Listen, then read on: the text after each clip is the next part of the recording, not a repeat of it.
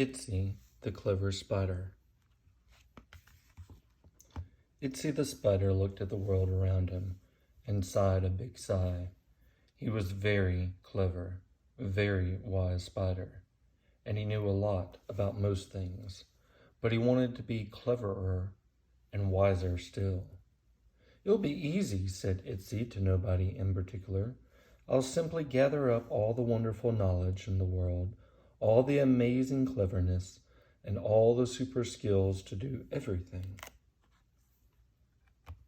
First, Itsy had a big problem to solve.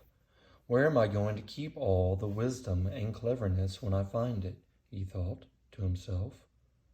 "I'll need something very big and very safe to put it in." So Itsy set to work and made a big pot, especially for the task. In fact, it was so big that Itsy had trouble lifting it. "Grump, grump, groan," he muttered under his breath. The next day, Itsy set out with his pot in search of every bit of wisdom that he could find. He traveled far and wide and saw lots of wonderful new things, but most importantly, he learned lots too. Every day, Itsy added new things to his big pot of wisdom, and every day his pot became heavier. Finally, there was no space in the pot for anything else, which was just as well, because Itsy could hardly lift it. Then Itsy started to worry. "Where can I hide my pot of wisdom to keep it safe?" he thought, looking around and scratching his head with one of his 8 legs. "Will it be safe in the hole in the ground?" he wondered. "No, the rabbits live there." "Maybe it will be safe in a cave," he pondered. "No, the bats live there." "Or in the forest?" he considered. "No, all kinds of chattering creatures live there."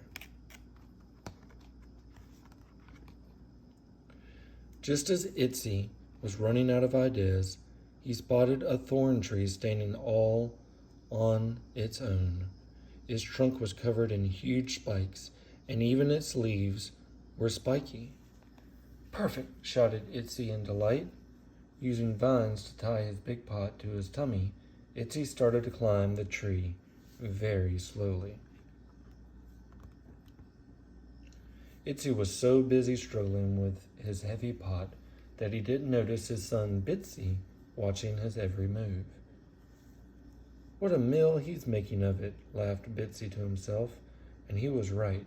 Every time Itsy tried to climb the spiky tree, the pot of wisdom slipped and slid, making climbing very difficult indeed. At last, Bitsy could keep quiet no longer. "Hey, Dad!" he shouted. "Tie the pot to your back, not your front. It'll make climbing much easier." Itsy almost fell out of the tree in surprise. "Ouch!" he yelled as he caught hold of a particularly big spike. How annoying that Bitsy had spotted him, and how annoying that his idea was such a good idea. After all, it was he, Itsy, who had the pot of wisdom. Itsy threw the pot of wisdom down in a rage. As the pot crashed to the ground, it shattered, and tiny bits flew everywhere. And so did all the wisdom that was inside. All the knowledge, all the skills, and all the cleverness flew free and up, up, up into the air, floating away on the breeze. As Itsy and Bitsy watched, storm clouds gathered above them. Suddenly there was a deafening clap of thunder, and it started to rain. It rained and rained and rained. It rained so hard that the water washed the wisdom out of the air, onto the land, and into the streams and rivers. The rivers of wisdom flowed into the sea, and as the tides went in and out around every bit of land, the wisdom began to spread around the whole wide world. "Wow," was all that Itsy and Bitsy could say as they watched the amazing sight from the very highest, very driest place they could find. So thanks to Itsy and his clever son, there is now a little bit of wisdom for everyone in the world. And that includes you. The end. Itsy, the clever spider.